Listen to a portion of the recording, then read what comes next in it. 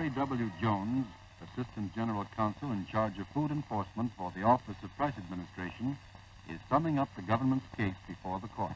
Before the war, we called men like these defendants citizens. Today they are much better described as traitors. We call them black market operators. There are hundreds of them throughout the country. Some are newcomers to the meat industry. Others are old and established businessmen who have gone into black marketing because they don't have the stamina to resist their own greed.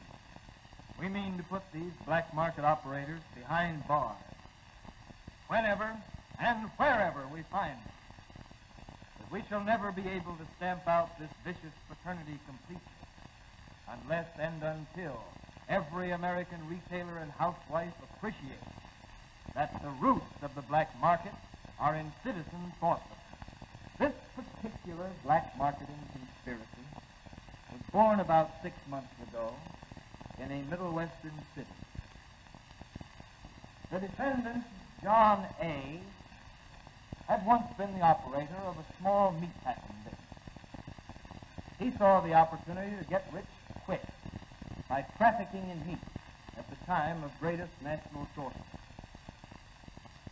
Our evidence shows that he sent telegrams to Harry B., the operator of a meatpacking plant in a city nearby, and to the defendants Joseph C., Sam D., and Nicholas E., wholesalers in 3 different metropolitan cities, asking them to come to discuss a business proposition of great mutual interest.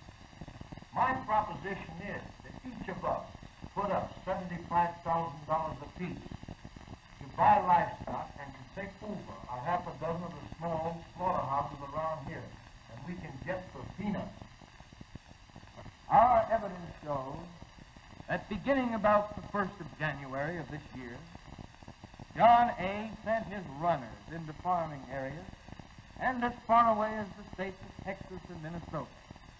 Good morning. Good morning, sir. I represent the Black Packing Company.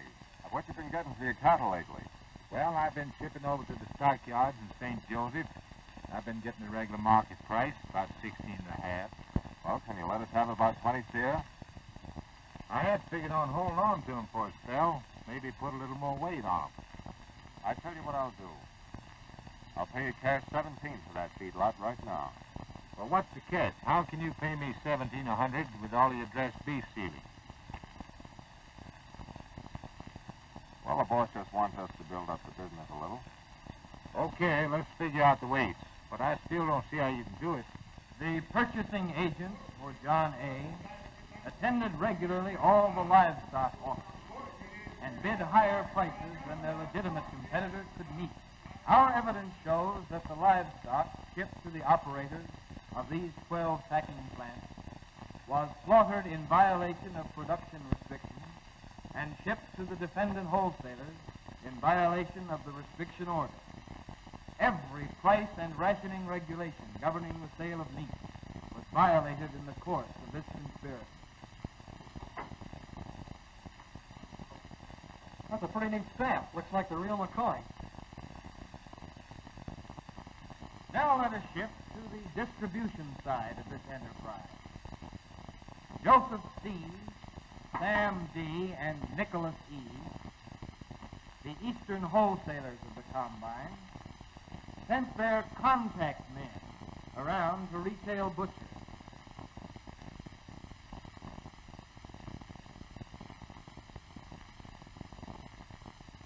We're closed. That's okay. I can talk to you for a second. Mr. Smith, I hear that you used to be a very good customer of a friend of ours who just went out of the wholesale business, and that you haven't been able to get any meat lately. Meat. That's all anybody asks for these days. A good customer is going across the street to my competitor. He's buying meat from Mr. Nicholas E. And E still says he hasn't got any to sell me. Yeah, well, I represent Mr. C. And he heard about you. Yeah? Yeah. And he told me to stop around and tell you that we can let you have around 20 sides of beef a week. Fine.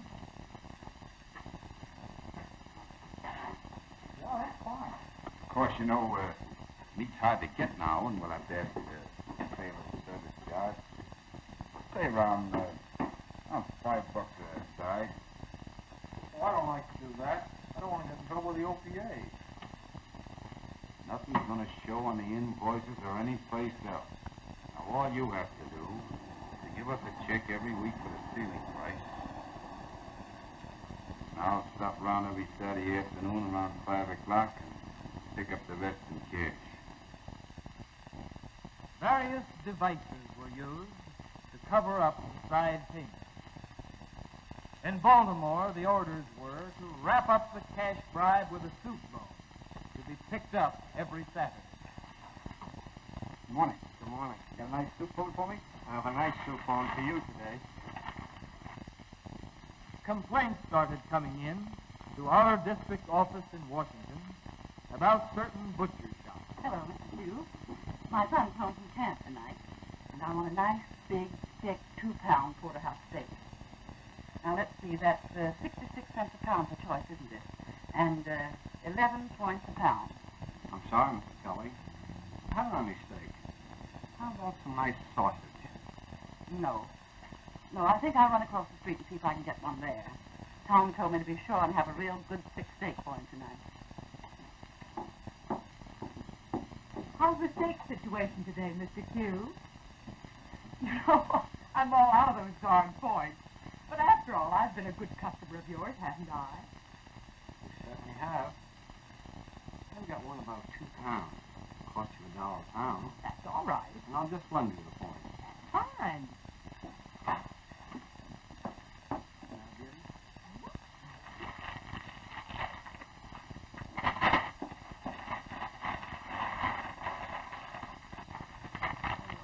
Thank you very much. Hello? Is it the OPA? To the Office of Price Administration in Washington, we subpoenaed the 16 retail butchers who have testified before this court that they paid above-the-ceiling bribes to the collection agents for this black marketing conspiracy. We put them all together in an office and left them alone with their thoughts while we examined them one by one. We make no promises, but we do ask you, as a patriotic American, to tell us just how much money above the ceiling price you paid John C. every Saturday. We know a little bit about you. We want to know just what that son of yours in Africa would say about his dad dealing with a bunch of wartime chiseling saboteurs. I guess I haven't seen it straight up to now. I'll give you any statement you want.